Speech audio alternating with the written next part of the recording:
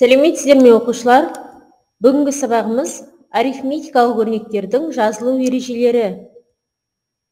Бүгінгі сабақта үйренетініміз арифметикалық өрнектердің жазылу ережелері, сызықтық алгоритмдерді жазу.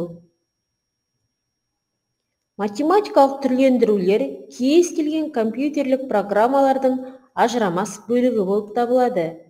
Python тілге сондай программалардың бірі.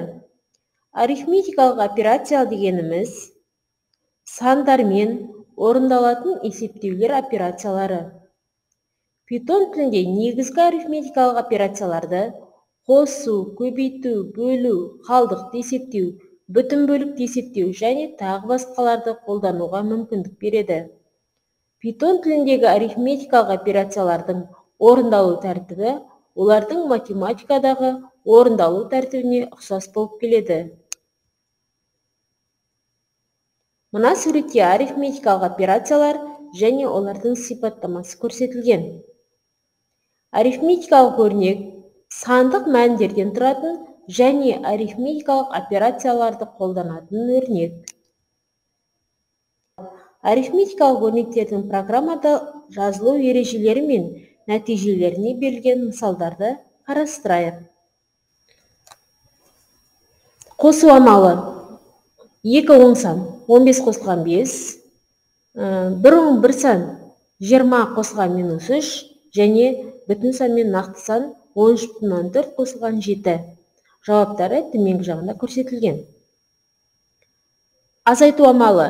Бірінші жолда есептің берілгені, екінші жолында нәтижелер көрсетілген.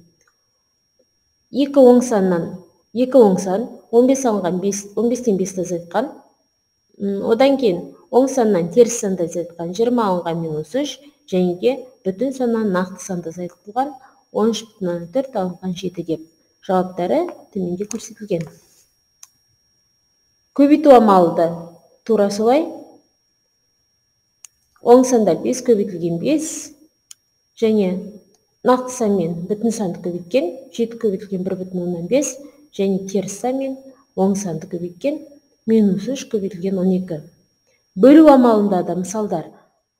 2 оң сан 15 бөлінген 5, 7 бөлінген 2 және нақты сан мен бүтін санды бөлген 5 бөлінген 2 деп. Яғни сол кезде жауаптары төменде көрсетілген. Бөлгендегі қалдық ол бізде пайыз белгісімен беріледі. Оны жазылу реті бойынша бірінші жақшаның ішінде 8 пайыз белгісі 2 деп жақшаны жабамыз. Яғни бұл 8-ді 2-ге бөлгендегі қалдықты есептейді. Тура солай 9-ды 2-ге бөлгендегі қалдықты есептеген және де 13,2-ні 5-ге бөлгендегі қалдықты есептеп көрсеткен. Нәтижелері төменгі жағында жазылып тұр. Ал бөлгендегі бүтін бөлікті есептеу қосылышпен беріледі. Бізде 21-ді 4-ке бөлгендегі бүтін бөлікті, 12-ні 5-ке бөлгендегі бүтін бөлікті және 9-ды 3-ке бөлгендегі бүтін бөлікті көрсетілген. Ал дәрежелеу амалы қос жұлдызшамен беріледі. 2-ні өзіне 3 рет көбейту деген сөз, 2-ның 3 дәрежесі дегеніміз.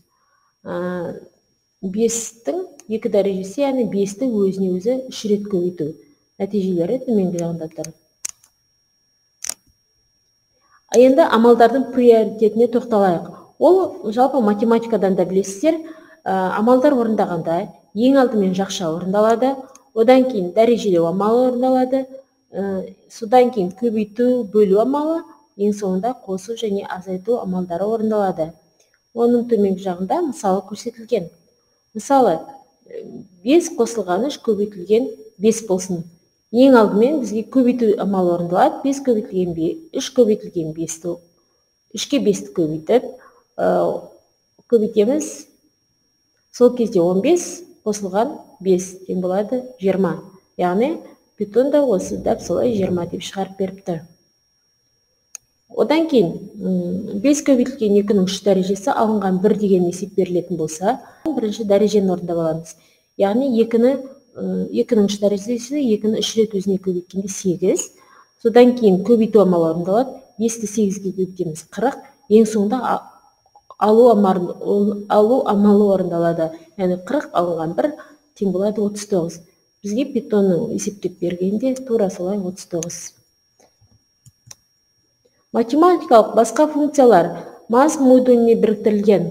Питондағы модуль дегеніміз функциялары бар файл. Математикалық функцияларды программадан шақыру үшін import командасын қолдана отырып, маз модулін қосасыңдар. Import маз деп жазылады. Модульдің негізгі функциялары бұл, яғни ном, жақшаның ішіне ном, power, ном кез келген сан болса, power дәрежелеу амалы.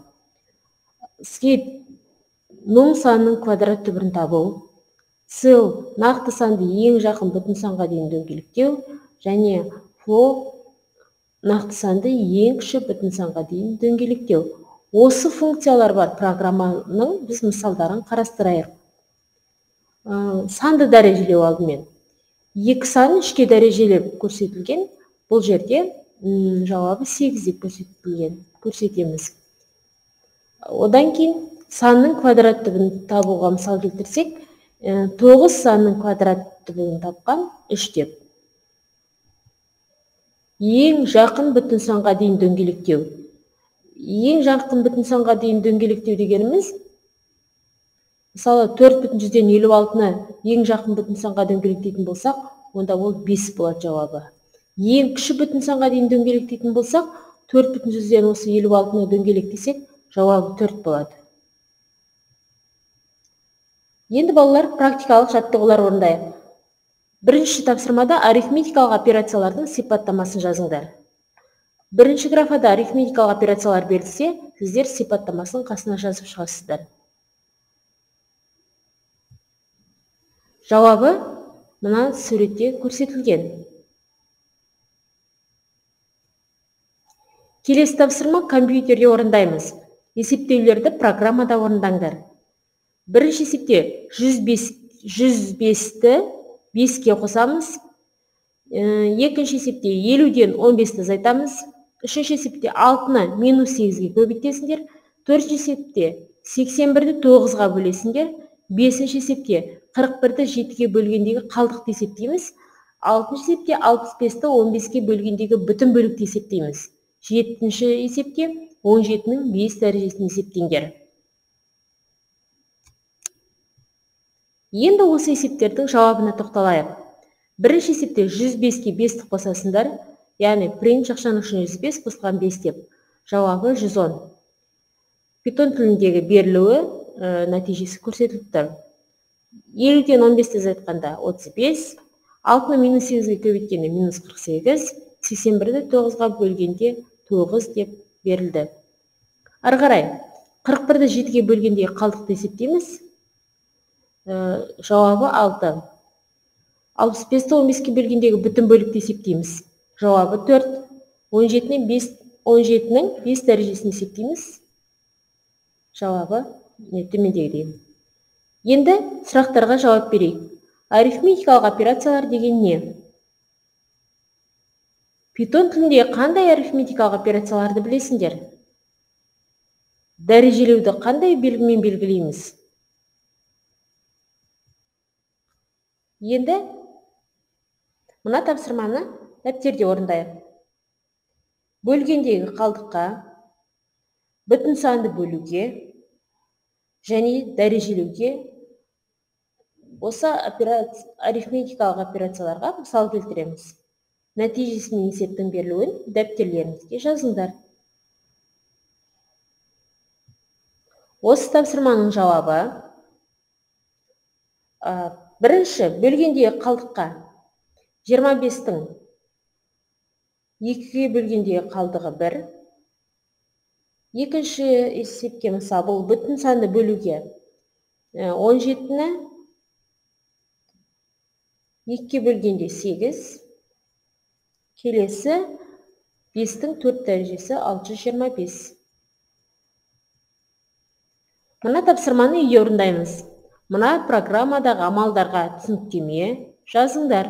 Тапсырманы дәптерге орындаңдар. Осымен балалар сабағымызды қорытындылайық. Сабағымыз аяқталды. Сау болыңыздар.